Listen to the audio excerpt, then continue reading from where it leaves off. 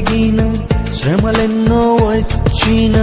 శిరమును వంచి సహించాలని వేదన బాధలు గుండెను పిండిన నీదు సిలువనే మోయాలని